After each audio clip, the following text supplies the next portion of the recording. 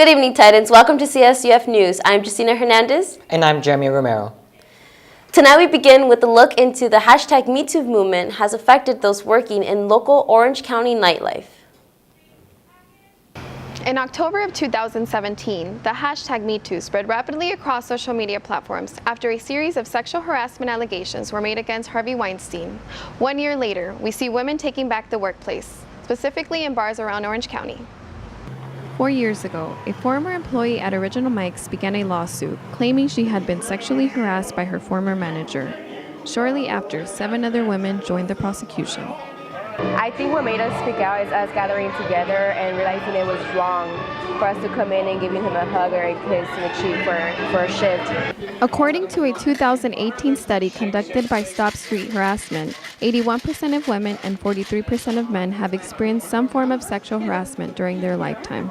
So we headed out to interview bartenders from different establishments in Orange County to see what their thoughts were on the matter and to ask them what they would do if they found themselves in a similar situation. No, honestly, I probably wouldn't report it at all. I mean, it's just part of the job. Like, you get it sometimes and sometimes you don't, but you know, as a male in today's society, you don't really, I mean, it's just not manly, I guess, to like report something like that. The movement has sought to bring an end to a culture of silence around sexual harassment. Depending on the severity of the situation, I would probably try to laugh it off and make a joke out of it just to avoid confrontation at the time. And then depending on how uncomfortable I felt, I'd probably report it to a manager just to kind of see what happens. Despite the fact that the hashtag MeToo movement came as a result of misfortune, it gave way to a cultural shift in American society that was much needed. In the case of Original Mike's, these measures meant new management and stricter policies. Coming to you from all around Orange County, this is Daisy Tornel reporting for CSUF News. Thanks, Daisy, for that insightful report. Now we turn to a topic that has generated controversy in California. A bill recently proposed by the state Senate would require public universities in the state to offer the abortion pill. For that, we turn to Jeremy. The bill has major implications for Cal State Fullerton. I went out to hear from the campus community on this issue. Abortion pills can cost up to $400 or more. Having this on campus could help give more than 400,000 female students at California's public universities better access to receiving care faster at a potentially lower cost, something that some are in favor of. If an unintended pregnancy is not something that a girl desires and she wants to go ahead and prevent the egg from being fertilized, it's her right to have an abortion pill, and I think that our campus should totally provide it. While some are in favor of this bill, others have a different opinion. A chief staff physician at the CSUF Health Center shared his thoughts on the matter. I believe that if we do a procedure here at the health center, that we should be able to handle the complications of that procedure. Dr. Boucher believes that this would be too much of a liability. Taking this medication leads to an abortion, but it can also lead to either infection, prolonged bleeding, and those are complications that we don't deal with here that would need to be referred out. Despite differing opinions, the abortion pill is considered safe by the FDA. Although this bill was recently vetoed by Governor Jerry Brown, plans are already being made to have the bill reintroduced in the future under a new governor. Thank you for that wonderful report, Jeremy. Next, we take a peek into the experience of international students at Cal State Fullerton and explore the organizations that help them navigate through their time here. Every year, hundreds of international students flock to Cal State Fullerton looking to better their future and experience something new. While college should ultimately be a fun experience, international students can have a tough time fitting into the community.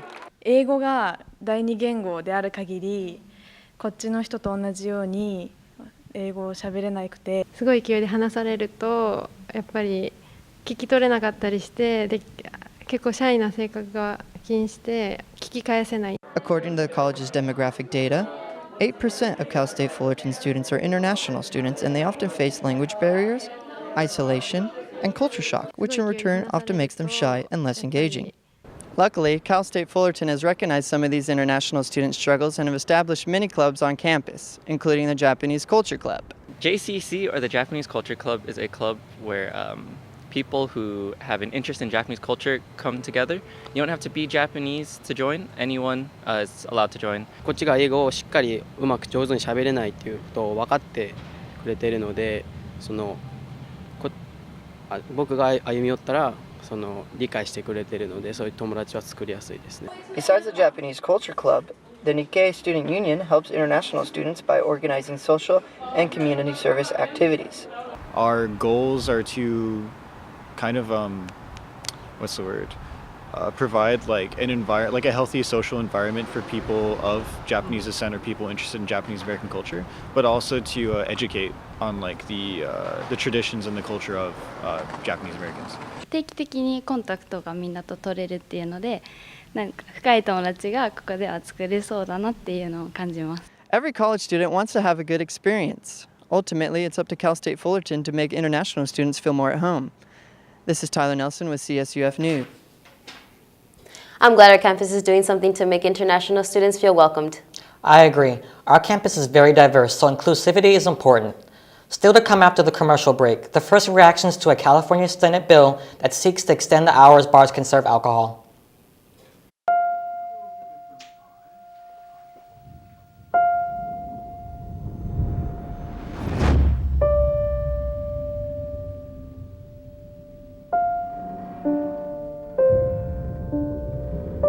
What if a disaster strikes without warning? What if life as you know it has completely turned on its head?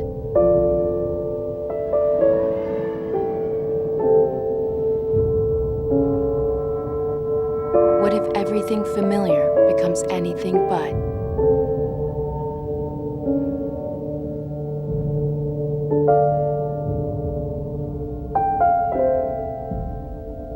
Before a disaster turns your family's world upside down, it's up to you to be ready. Welcome back. We are now joined by Paige Farley, who covered a story on California's nightlife. Thanks, Justina. I went out on the streets of West Hollywood to gather their differing opinions regarding the late-night bar bill. The California Senate passed Bill 905, which will allow bars to serve alcohol until 4 a.m. If signed into law, 9 cities across California will be able to purchase the new liquor license, allowing them to extend their hours into the early morning. If passed, this new law would begin January 1st, 2021, but not everyone is thrilled to be serving drinks late into the morning. I definitely think that there would be an increase in drunk driving just because I know people are irresponsible and things happen, but I think it might be a good idea to let them stay open just because it starts to like cut down on people coming out anyway if it stays open longer. Chances of more possible dangers pose a threat to the 9 cities and surrounding areas if the late-night bar bill is passed. Experts believe that this bill will increase the chances of drunk driving. The Center of Disease Control and Prevention has provided statistics on the number of drunk driving-related deaths from 2003 to 2012 in California.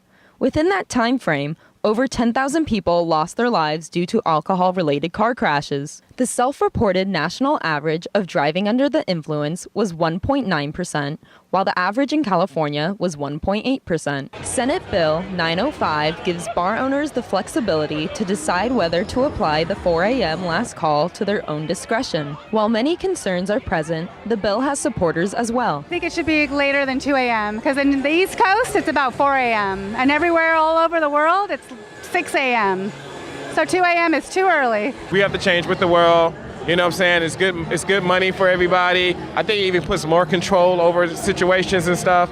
So I think we going to 4 a.m., why not? You know what I'm saying? We're so close to Vegas, why not be like Vegas? As of now, the late-night bar bill is still pending, but if signed into law, there may be many new changes in the nightlife scene. This is Paige Farley reporting for CSUF News. An update to this story. Governor Jerry Brown vetoed this bill on October 1st. Thanks, Paige, for that timely report. I bet some people are disappointed.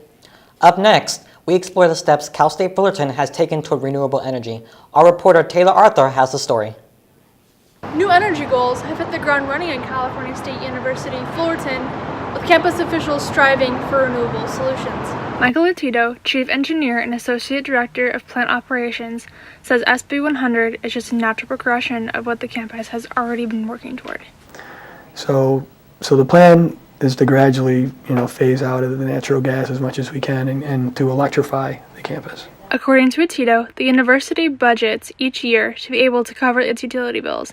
Therefore, there will be no need to worry about tuition increases to cover additional energy usage. Janet Purchase, utility and energy analyst, is currently working on several projects to promote campus-wide sustainability. We're looking forward to improving our bins that we have. So right now it's basically landfill and recyclable.